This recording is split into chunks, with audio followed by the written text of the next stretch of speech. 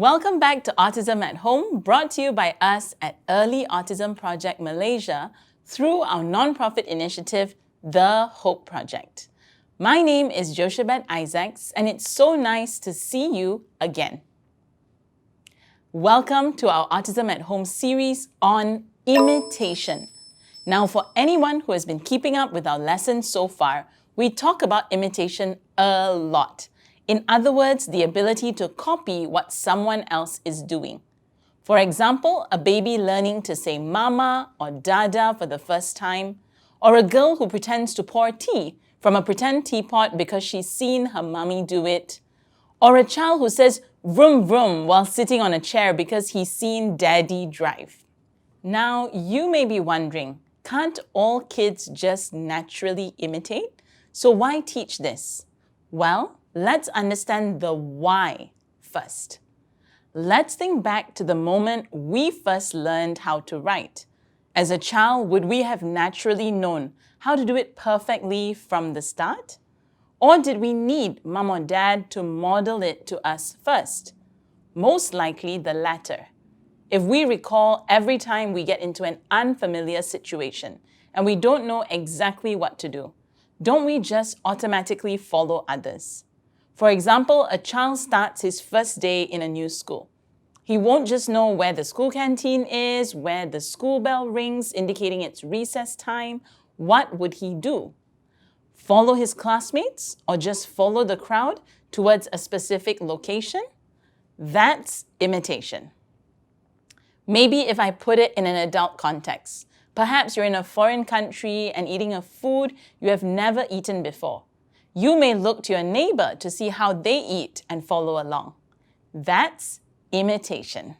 If you remember from our building blocks of learning, at the very base of it is motivation and engagement. A child needs to be motivated and engaged so they are willing to learn. Then, the next most important blocks that need to be in place for learning are cooperation, imitation, and attention, CIA. We have spoken about many strategies for cooperation in our 4th Starter Kit series on teaching cooperation, as well as how to build attention in our very last series. So if you haven't seen those, do check them out. The third foundational building block then is imitation. How does imitation help future skills? Imitation helps build a lot of skills. It is naturally how we, adults too, learn different skills. We will always need this skill to go through different life experiences. Remember how little children learn how to kick a ball when their dads model it to them?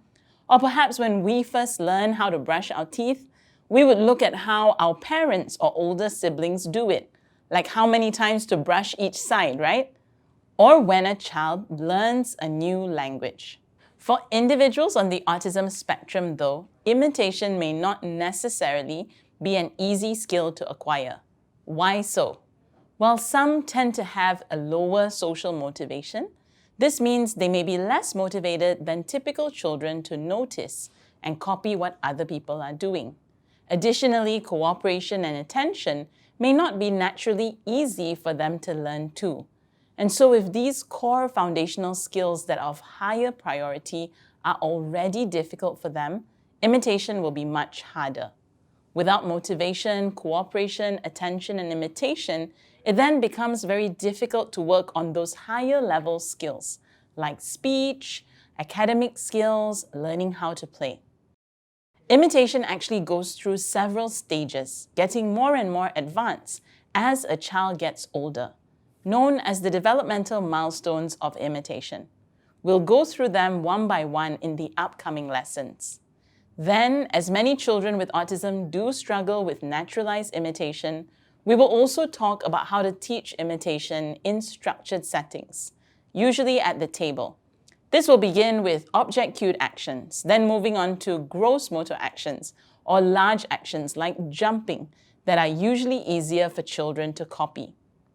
Then the skills get more refined as we learn fine motor imitation, copying with small muscles like doing the OK sign with fingers.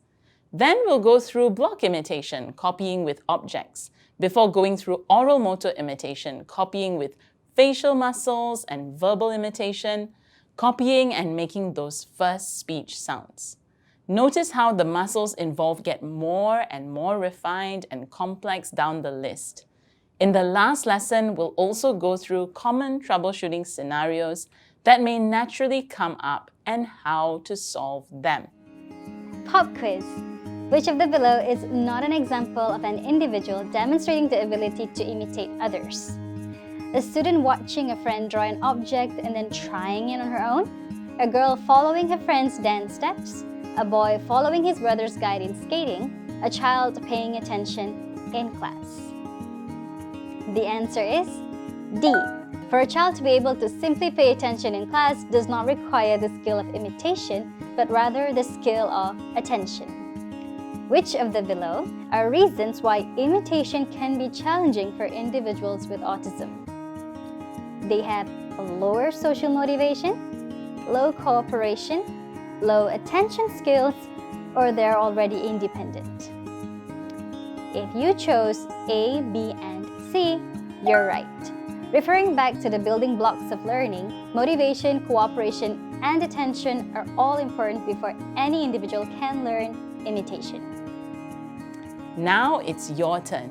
Observe your child. What are the types of imitation from the list here that your child is already able to do? And which have they not yet developed? In the next lesson, we will introduce how to teach imitation in natural settings. So stay tuned. If you haven't already, do check out our free online resource platform, Autism at Home, which has all the corresponding articles and downloadables for you. And don't forget to subscribe to our YouTube channel, follow us on Instagram and Facebook to stay updated. Thank you for watching, and we will see you soon.